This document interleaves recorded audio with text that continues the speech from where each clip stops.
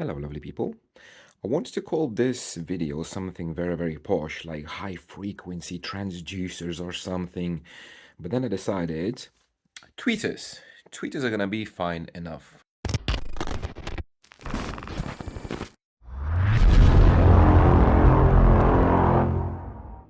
So today, while I have some time, my cat got into a fight, you can see here. While I have some time, I decided to go through all the tweeters that I have. And it's going to be a tweeter topic. So we will be talking about various different kinds of tweeters. I'm going to make myself comfortable because I imagine this is going to be a very long video. And we will be covering all types of tweeters. I think I have almost all types of tweeters. So we'll be talking about dome tweeters, soft dome and hard dome tweeters. We'll be talking about ring radiators. We'll be talking about AMTs, magnetic planars, compression drivers, piezo tweeters, and from all of these, the only thing that's missing, I think, is electrostatic tweeters. Now, in this video, we're gonna go through the actual construction of the tweeter, how they work. It's gonna be like a more educational thing. We're not going to measure anything today. Measurements, I'm going to leave them for the next time. So next time I'm planning to measure the impedance sweeps, frequency responses. We're going to check the cone breakup. We're going to check distortion of all of those and all that kind of stuff. And today we're going to cover the construction. I'm going to take some tweeters apart. So I'm going to show you the actual individual parts, what it consists of, the bone and meter. You can see some of those are already taken apart. And we're going to talk about like advantages and disadvantages of every type of speaker. Before we start, I have to thank somebody, so I have to say thank you to Frank from HEPA King because he sent most of these drivers to me to test out. Then I'm going to thank Moto Rogue for the Illusion Audio tweeter, which is there, and Adam Daniels for this little guy over here. If you like this kind of content, consider subscribing, liking, sharing the video. I do have my Patreon and my PayPal available if you feel kind enough to donate something, but it's not necessary because all of this that I'm doing, I'm just doing to share and to educate and not to actually make a fortune of it. Okay, so let's start. I think what we're gonna do, we're gonna start with the most popular ones, the basic ones, the dome tweeters, and then we're gonna go dive deep into all of that stuff. And we might leave these for the last, for dessert, because these are one of the strangest and mystifying things. You can see I have some props already ready. So dome tweeters. I do have this dome mid-range as a prop, as an example, just to show you what kind of construction can we expect from a dome tweeter. So a dome tweeter is nothing more than a dome. Every speaker has very similar parts. Every electromagnetic speaker has the same individual part, which consists of a motor, some kind of a suspension, and a cone.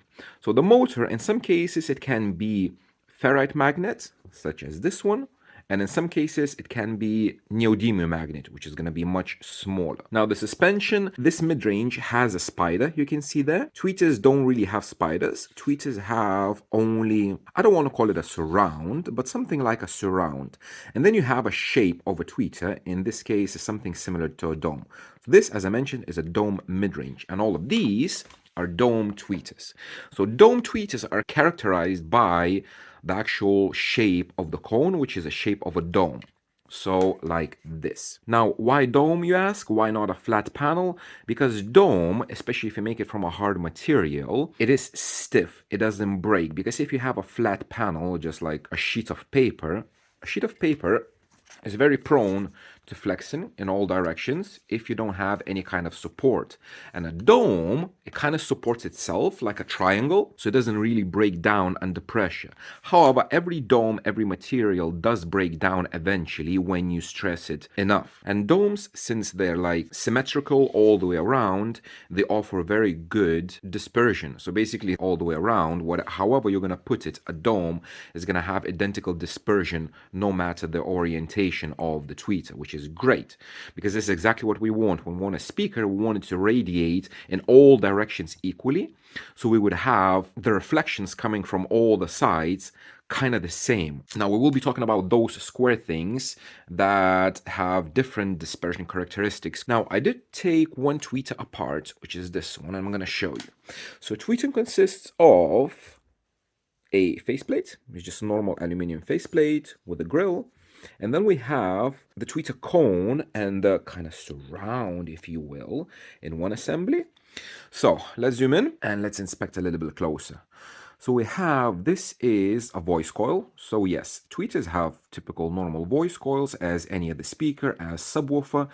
It has a cone and it has a surround. So you can see here, the soft thing is the surround and this is the cone. So if I'm gonna push it, it does have Xmax. So tweeters, they don't have a lot of Xmax, but they do have Xmax. 1 millimeter, half a millimeter, whatever.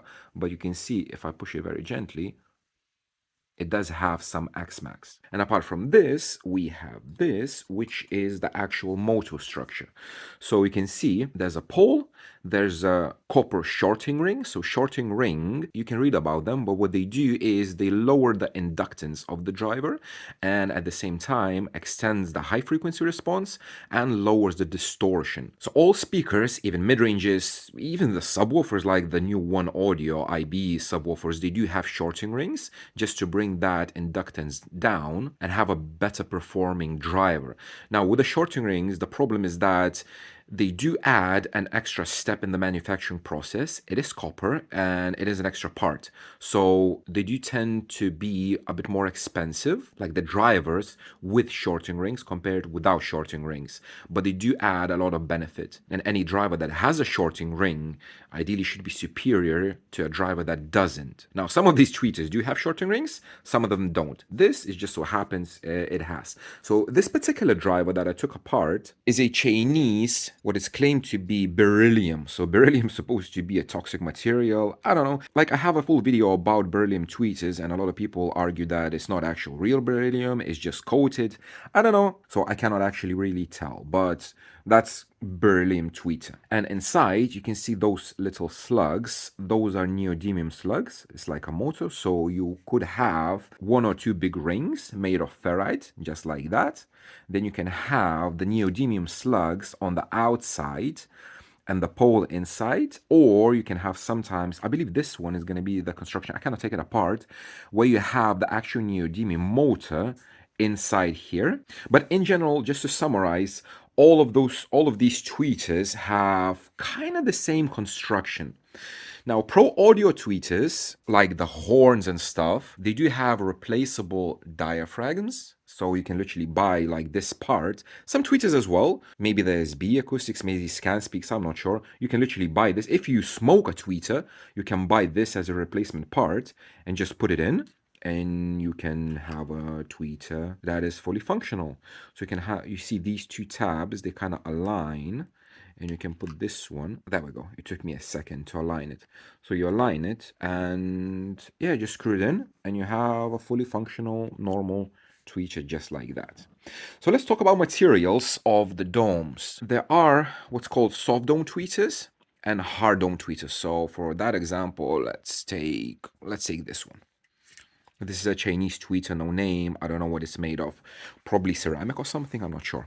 So the soft dome, it has a soft, like textile-like material. You can see I can push it in with my finger with no problem. And most of the time it's going to be a silk tweeter, or you can have some other materials. But a lot of soft dome tweeters are going to be called silk tweeters. And then you have hard dome. So hard dome tweeters will be protected somewhat because they might be fragile and they can break. And the hard dome tweeters are made of various different materials. So they're made from aluminium, magnesium. I believe this is just a typical normal aluminium tweeter. This is from a coax driver, from a Kicker series. You can see it's just literally metal. I think this is aluminium as well, coated in something.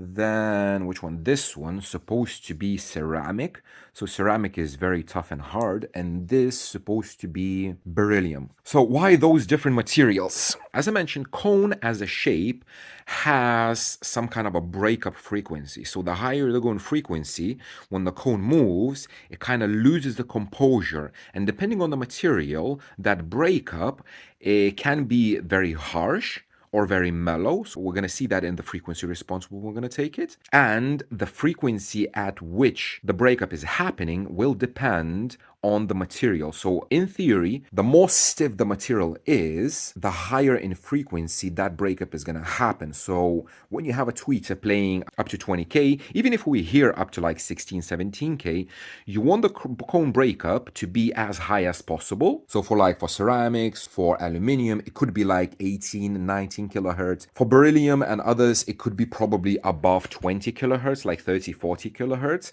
And then when you have the cone breakup happening very, very high in the frequency response, all the way up to 20K, it's very flat, it's very smooth, and nothing is happening. And again, in theory, you want a very smooth sounding driver. And different materials are gonna have different characteristics, so they're gonna have different harmonics, different distortion, and that's why different tweeters are gonna sound different. Now, there is like a myth online that everybody says that silk dome tweeters or soft dome tweeters, they sound more pleasant and not as harsh. And if you want like harshness and stuff, go for like a metal dome tweeter like aluminum and something like that.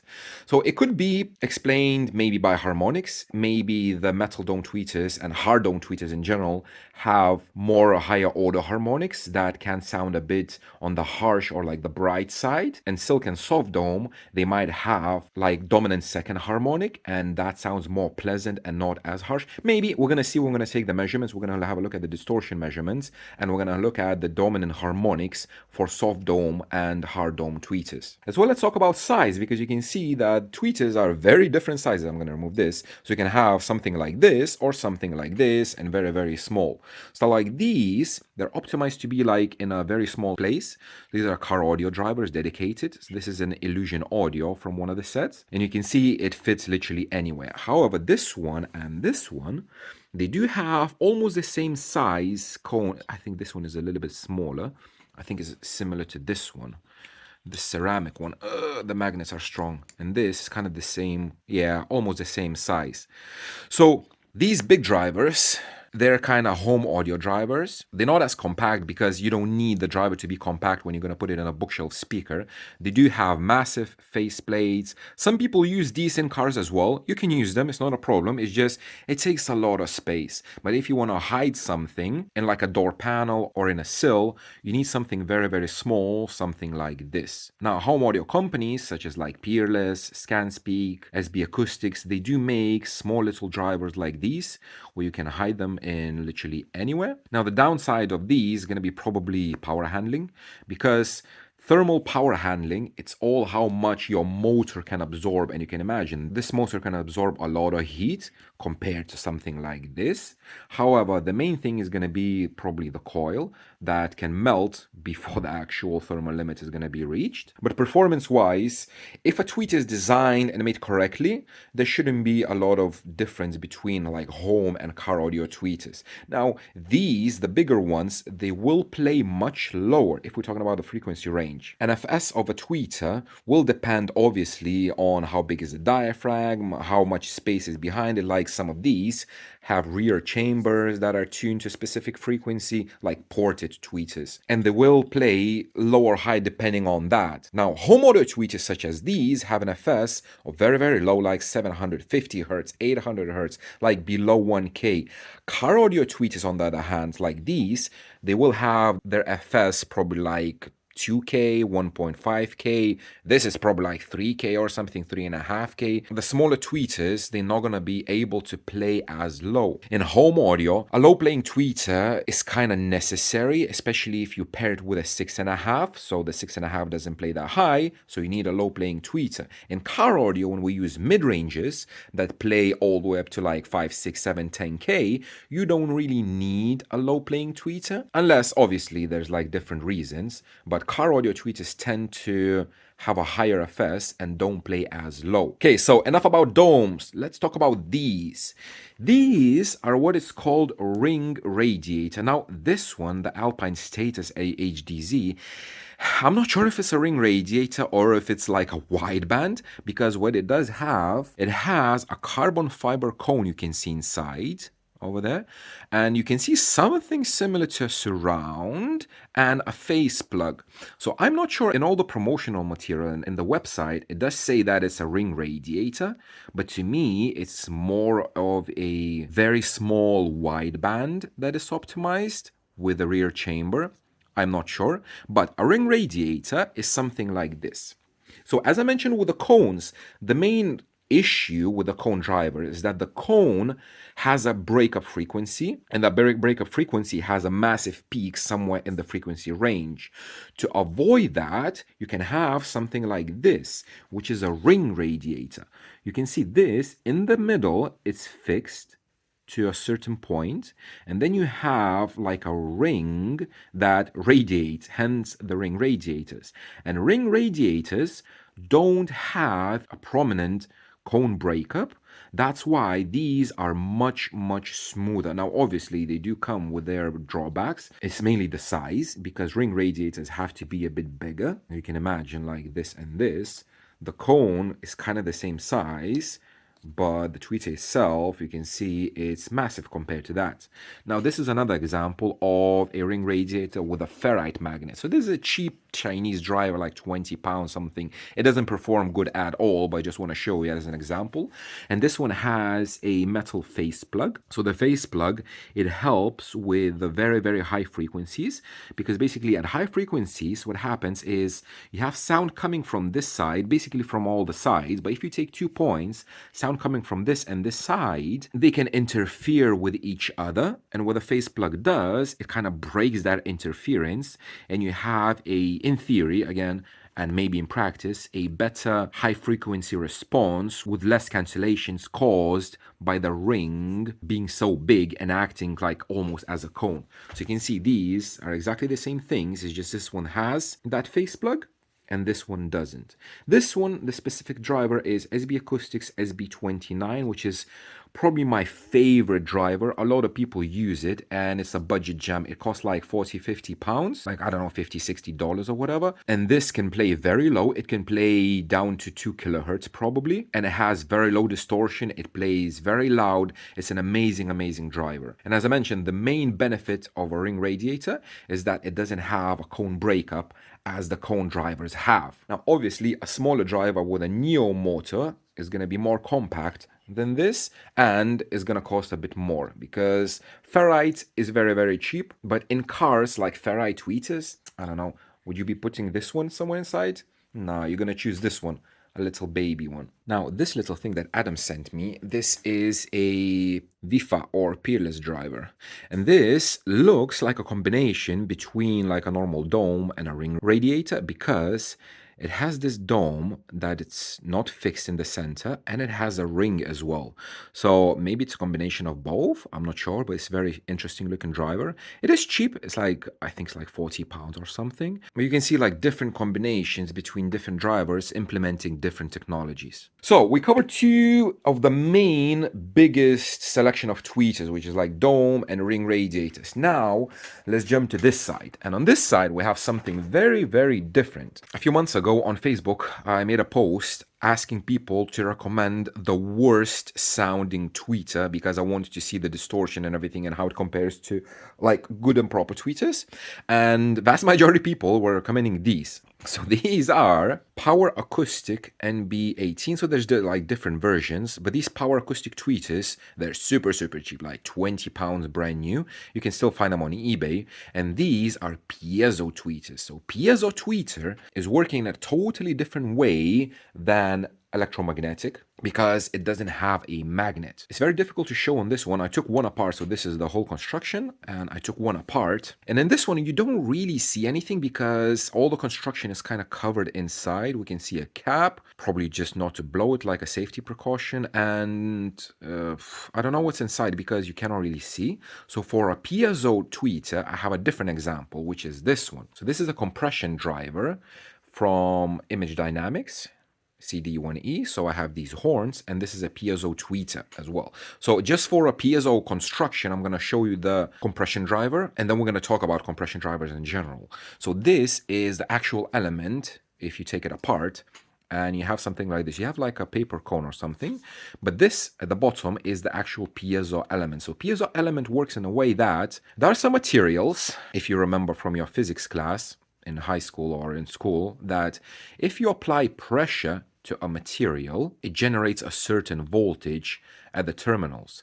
And it can work the other way around. If you apply voltage to the terminals, the material flexes, just literally flexes up and down. And if you apply an AC current of a specific frequency, that material vibrates at that frequency. So this is exactly how this tweeter works. You apply an AC voltage, which is our sound, and this piezo element vibrates, and it transfers the vibration to this cone, and this cone becomes as a little speaker. One of the most popular example of a piezo tweeter is in like any kind of children toys. So I was expecting to find a piezo in this one. I took it apart, but in here you can see it's like a normal speaker with a magnet and stuff, because I was expecting to have a piezo tweeter. So I don't have an example, but you know, those ones that sounds really, really horrible. So yeah, piezo tweeters have a very bad reputation of sounding very nasty and very bad, but the main benefit of them is that they're super, super mega cheap. So if you don't care about the quality of the sound, but you want only something making sound, you go for piezo. For example, a lot of cheap bullet tweeters for SPL, they have piezo elements.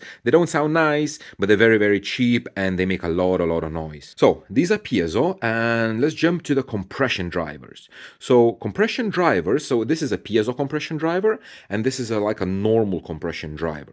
Compression drivers, they need a little bit of help, because with all of these, you can have a little cone that actually makes the sound, but compression driver needs something else. It needs a horn or a waveguide or whatever you're gonna call it. So you have bullets and you have these, which are horns. So these are Image Dynamics horns, where you have like a mouth, a throat, and then you have the actual driver that makes that sound. So this one, if you're gonna put it together, is gonna be like this. You have this mouth that makes the actual sound, and it propagates in from a horn, and it makes it louder and it disperses it. And this one is a neodymium version. It's a Celestion driver. It's a neodymium version of a normal, like I would imagine, cone driver. I tried to take it apart, but the only thing I can remove this one, and this is basically how it looks like inside. And I cannot look inside, but inside there you will have some kind of a cone similar to the one I took from over there. I'm not sure about the material what's inside, but basically you have all the structure that is glued in, so I cannot really take it apart. But compression drivers, the biggest benefit of a compression driver is the loudness, because you have a big massive horn that makes things much louder, and they're super sensitive. So if we're talking about sensitivity, like some of these tweeters are gonna be, I don't know, 89, 90, 91 dB sensitive. Some might be a bit more, like 95 or something. Compression drivers can be over 100 dB sensitive, 110, 112, 115 dB sensitive, because of their construction and how they transfer the energy from the little cone that's in there through what is called like air impedance matching through the horn into the air. So they need very little power, and they have super high dynamics. The only kind of drawback of these is the actual physical size, because you need that horn. Now, where you're gonna fit this one? Even with bullet tweeters, if you see like SPL builds, they're not gonna put them in the A-pillars. They mount them in the doors where they have the actual space, because they're bloody massive. Now, tweeter, again, like this one, compare this tweeter and this whole assembly, it's a massive size difference. But compression drivers are very fun. They're used mainly in like PA systems in pro audio, where you need extremely high SPL levels. In cars, they're not that popular. However, people still use the bullet tweeters, which technically are horns, but they're not necessarily compression drivers. Some of them can be, some of them is like a mix in between. So I think we're done with these. Now let's jump to the more exotic stuff. The stuff that we left for dessert. Okay, so these are AMTs. They're called air motion transformers. One of them is a planar magnetic tweeter. Now you can see that the construction of these is very different, and they look very different. So what are AMTs? If you can see inside, it has kind of a similar structure where you have like magnets in the back. So all of these are glued together. They cannot be taken apart. That's why I cannot show you the inside of them, but I have some props to help you to see. So you can see this inside. There's like I'm gonna zoom in a little bit. Maybe it's gonna be, yeah, so you can see this material inside. You can see these little strips, and you can see exactly the same on all of them. On this one is very difficult because it's very dark. This one, Yeah, you can see these little strips. So what these strips are, if you can imagine, like a piece of sheet that has some electric traces in there, that's like for positive and for negative. And if you take that sheet and you fold it like this, you can see, like this. If you fold it, you have this kind of a shape. And this shape is exactly what's in there, just made from a special material with some traces. And obviously it's folded more professionally. But a lot of these AMTs are being folded by hand. So what's happening with this, when you have a material like this, and you have some traces, and you have a magnet, this whole thing, I'm not sure how I will be able to show you, but basically what's happening, when you run current and voltage through this material, it kind of compresses and expands, but not the whole thing, but only these like little parts, and basically they vibrate. When you have like a positive pulse, all of them kind of squeeze together and they push out air in front. So instead of a cone that's moving up and down, these are moving like sideways, vibrate, and they push the air into both directions. Because imagine if you push it, if you squeeze this, you have air being compressed in this one that's going that way, and is being compressed on this one is going that way. So what's happening is when you have this material, underneath the material, you have a damping material that absorbs the sound from that side and lets it radiate only one way. And then you have a magnet. So basically it's a sandwich. You have this sheet that is folded, then you have some damping material, and then you have a magnet. Now, the main benefit of this is that, imagine, so this is, I try to make it kind of similar size to this. It is a little bit bigger, but this sheet is exactly the same size as this. And when you compare the surface area of this sheet, like this tweeter, to a dome of kind of the same similar dimensions, you can see that the difference between the surface area of this and this is massive. Like I found information that they say like same physical size AMT compared to a dome driver, it has about 6 to 8 times more surface area than this. And probably you can figure out that the more surface area you have, the less you need to move, achieve the same SPL. That's why these drivers, they have, in theory, again, super low distortion, because nothing really moves a lot, because distortion comes when you move the cone a lot, when you have some breakups and that kind of stuff. But when you don't have anything, and especially when this sheet is super light, made of, I don't know, plastic or whatever, these AMT tweeters sound extremely detailed with extremely low distortion. However, there is drawbacks. Obviously, there's drawbacks. So one of the drawbacks is that since they cannot physically move a lot of air because they're just vibrating surfaces, they cannot play low. When I told you that all of these can play maybe down to 2 kilohertz, some of them can play lower down to 1.5 kilohertz. These, depending on size, they're not gonna play below 4-5 kilohertz. Yeah, when you match it with the mid-range has to play very high. These cannot play low. The smaller ones like these, I would imagine probably they're not going to play below 5-6 kilohertz. So they're just for a very top end. But the top end is extremely important because it gives all the details, all the instrument harmonics, the higher order harmonics are going to come through these. And when you have a very light material with low distortion, it's going to sound very natural and very pleasant. Another drawback of these is the actual dispersion. Because some of these, they come in different shapes and sizes. This frame is kind of circular, but you see it's a square. Probably you saw that some installers are installing like Mundorf AMTs, and they have, even this one, it has more height than width. And since this material vibrates like this, it doesn't vibrate like that. You have very different dispersion horizontally and vertically. So I did read about this, and probably I'm gonna mess it up saying it the other way around, but if you have the lines oriented that way, the horizontal dispersion, which is like left and right, is gonna be like probably 80-70 degrees, and the vertical, which is like up and down, is very narrow, it's like 20-30 degrees only. So these tweeters have like a real tight sweet spot, and for cars is kind of perfect, because if you think about it, in cars, we have a lot of reflections from the windshield, from the glass. So if you make a tweeter with a narrower dispersion than a typical dome driver, you're not going to have those reflections from the side windows and stuff. So if you aim this correctly, you're going to have mainly the direct sound coming to you and none of the reflections. So in some installs, it can be a benefit. In some installs, it can be a downside. If I mix the sides up, vertical with horizontal, please pop it in the comment because I don't really remember which way is which. And probably the last downside to AMTs is that they are bloody expensive. You can have a nice sounding dome tweeter for, I don't know, less than $100. As I mentioned, like these SB acoustics, they're like £50, $60 or whatever. These, the SB19s, they're like £20, super, super cheap.